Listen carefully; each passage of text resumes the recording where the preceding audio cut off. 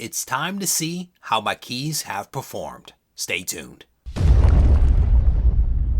Before we get to the video, I want to tell you all about a new sponsor. And what's really cool is the sponsor, GRO, makes a really awesome product that I absolutely love. It's poly mailers. Whenever I am shipping multiple comics out to someone, I like to use a poly mailer because it is an added layer of protection, but it also keeps things nice and organized inside of the Gemini shipper. Instead of having to use saran wrap or tape, I put things in a poly mailer, which again keeps it nice, and it also gives a really awesome presentation when something arrives at its final destination. There is a link down in the description. I encourage you to check them out and give their poly mailers a try. All right, so let's go ahead and take a look at a couple of examples of books that I have pulled from my Oh Sugar box. And we are going to get things started off with a classic comic book that you see on screen there. This is Fantastic Four, issue number 48, just a great book. The first appearance of Silver Surfer. There is also a cameo of Galactus in this one. I actually picked this book up raw. I want to say back in 2018, I sent it in to be graded by CGC and it came back at a 4.0. Now, I do believe that I paid $637 for this book raw. I don't remember what the costs were for the clean, the press, the grading, but I just threw a number down of $150. So I am all into this book for roughly $787. And again, if we click on the 4.0, we can see that there are 720 of these on the CGC census. And we're going to look at some data here again on Go Collect. I like the graphs that they make available. You can see the FMV for this book is $12.50. But if we go to the most recent average price for this book, which is June of this year, we can see that the average price is $1,006. So simple math, 1,006 minus the 787 that I'm into the book gives me at least a positive number of $219 for this comic, which is not terrible. It's not terrible. You can see the 1 year average for this book was a little bit higher. But if we back up to June of 2022, if I had sold this book a year ago, this book was selling for $2,000, which is a ridiculous amount of money. That is a lot of cash. It would have been a great time for me to cash out of this book, but I didn't do that. But here, let's actually do it off of July. It's probably a better way to do it, given that we are in the month of July. The price isn't all that different, or the value isn't all that different. But in July of 2022, this book was selling for $1,958. And again, the simple math of subtracting my all-in cost from what this book was worth a year ago would have left me with a value of or a profit margin of $1,171, which is not bad. It's not bad. A lot better than the $219 that I'm up now. But again, it is an awesome book that I am pleased to have in the collection. I am thankful that I was able to pick it up back when I did and was able to get 2 copies to be, as I mentioned. I'm thankful for having this comic in the collection. There is no doubt about it. I have no intention of selling it. I am pleased, however, that the number is still a positive number, right? A sign that I bought at the right time. And maybe the popularity of this book also has something to be said there, right? The good news also is that the FF technically have not appeared in the MCU, so there is potential yet. There is potential yet for this book, and again, it'll be in the collection more than likely for a long period of time. The next book I want to look at is, again, just an amazing comic. It is an amazing comic. It is Amazing Spider-Man issue number 1. And this was actually a second copy that I purchased. I purchased another raw copy, turned out to have some color touch and some other issues with it. I still have that book in the collection, but I decided that I was going to pick up a higher grade of the exact same book. And that's what this book is. I picked this one up already graded at a 3.0. And let's go ahead and scroll down. 3.0 right now, let's take that off and make this bigger. The 3.0 right now has a value in June, because that was, yeah, the most recent sale. The average for June of this book was $7,250. That was, or is, the current value for this book. Unfortunately, I paid a lot more than that. I paid $10,000 even for this comic, which means that I have lost some value.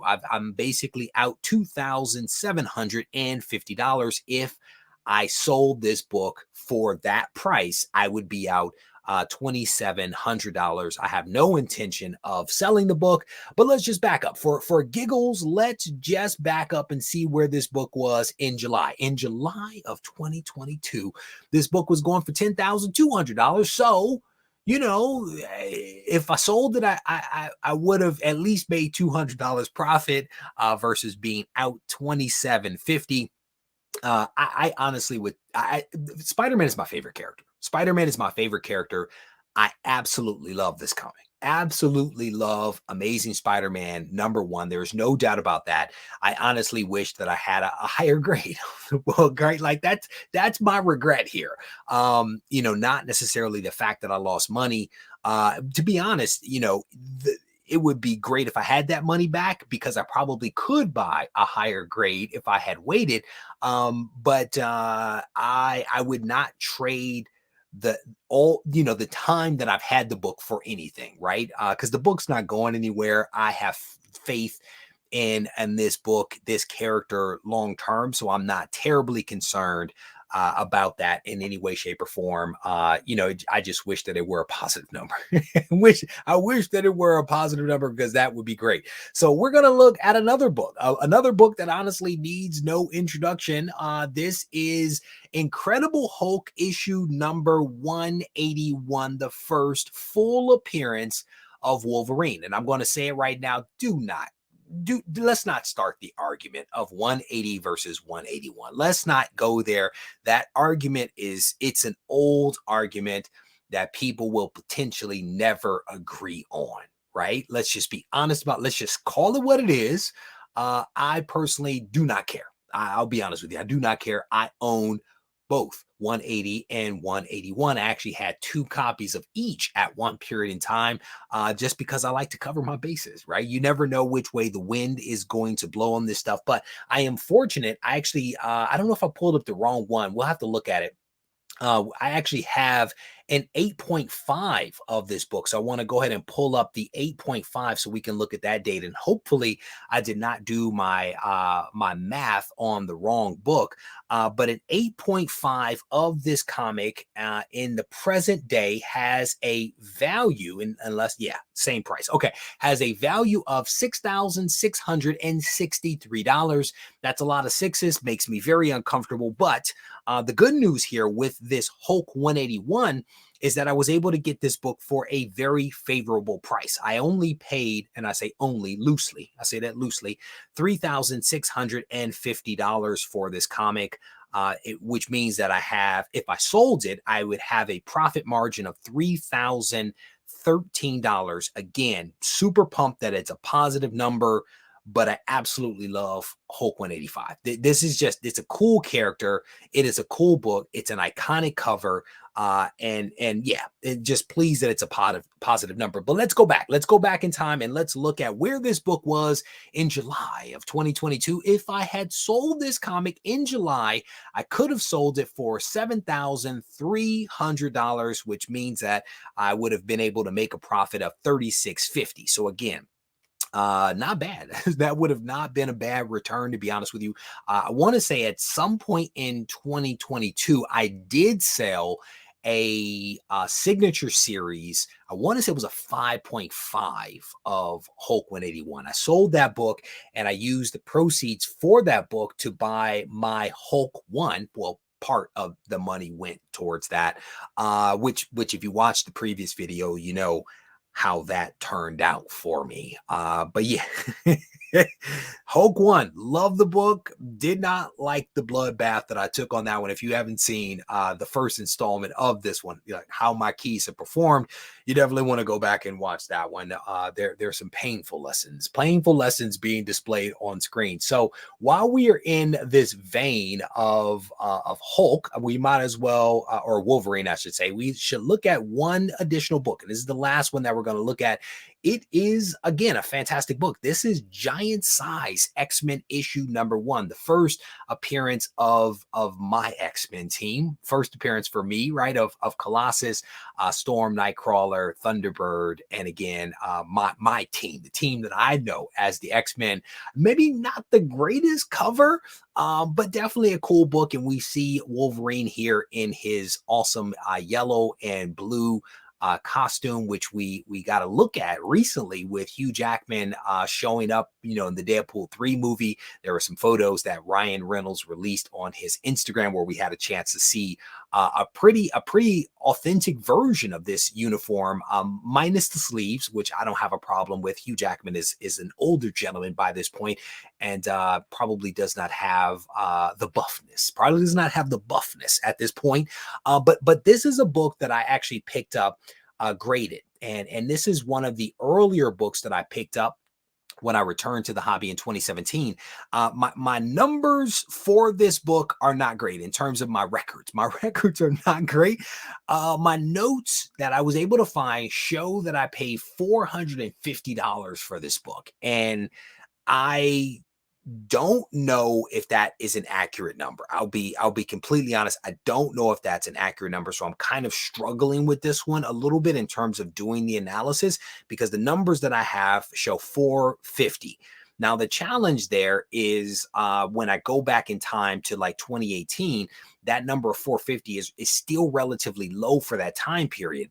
There's no way that it was $4,500, because that would be a lot more expensive than what this book was going for in 2018. So I'm just assuming that 450 is the right number. And if people want to add a couple of hundred to it to balance it out, because of maybe my poor record keeping, so be it. But let's look at how this 7.5 is performing, because that is the grade that I have, is the 7.5, which is not a bad grade at all for this specific book.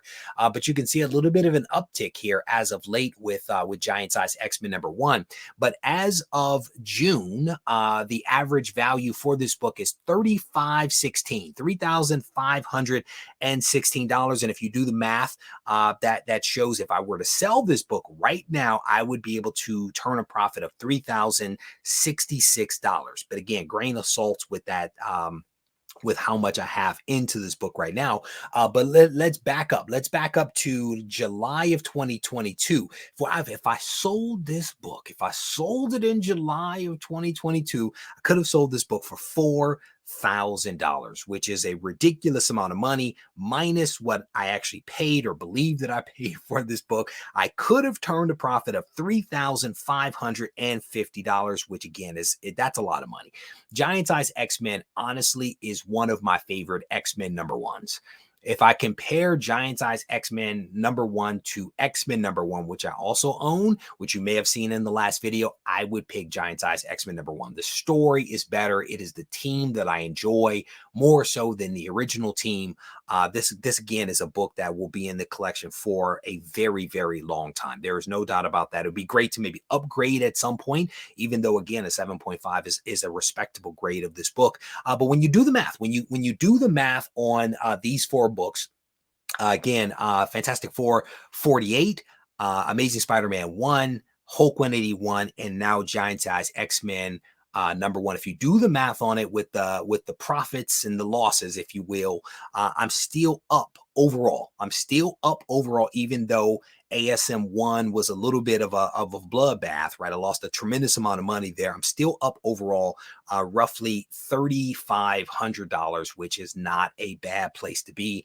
I pulled these books and the other books out for the videos at the same time, and so we're just kind of ripping through them to see how these books are performing. And again, I'm pleasantly pleased to see that by and large these books are performing overall pretty well. With that said, I'm going to wrap up this video If you enjoyed this video, I want to encourage you to leave your thoughts below. Give the video a thumbs up. If you haven't subscribed, go ahead and do that as well. But as always, if you want to reach out to me, you can do that on Instagram at Regie Collects. Take care. This thing on? Mic check. I just want to make sure y'all can hear me clearly. Yo, should you practice art? Or should art be your practice? I had a question, so I asked it. Not to anyone specifically, but to my inner God, you know? The one that's gonna be a master. The one that's more than a rapper. The one that's an educator. The one that seeks enlightenment. He travels with concepts. He's got the mindset expansive. He understands that his time combined with travel and concepts makes his mind convex. Sort of like when you look at a brain scan. Straight off meditation, we was concaving until we had that eternal dialogue that created our dialect. Now we in distinct rooms of pure souls having them conversations. Synergy and combinations. You fly and we waiting. Indian style and the gold.